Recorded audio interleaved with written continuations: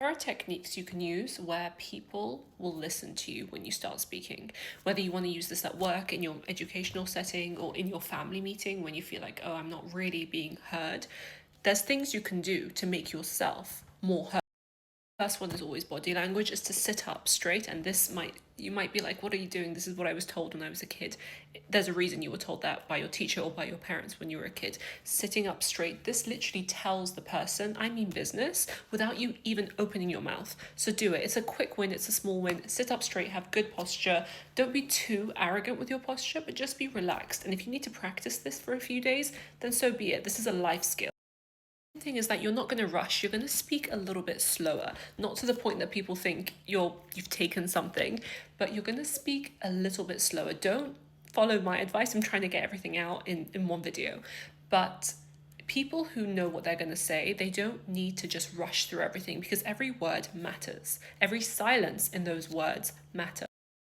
Slowing down helps you, first of all, slow your brain down so you know what you're talking about, but it also makes the other people feel like you're more certain of what's coming out of your mouth. Also, not going to over explain. You're not going to go and verbally write paragraphs.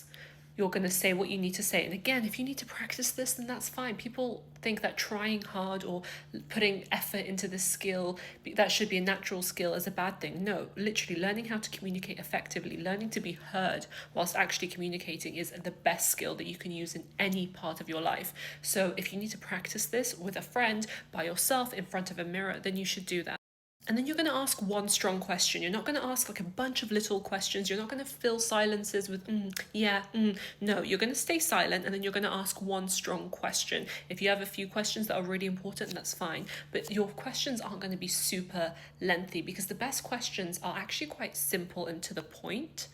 And good questions make you sound way smarter than these super long speeches. Knowing how to effectively communicate will literally change your life. This is an ongoing skill. No one really has it down 100% unless, I don't know, they're doing this every single moment of their life.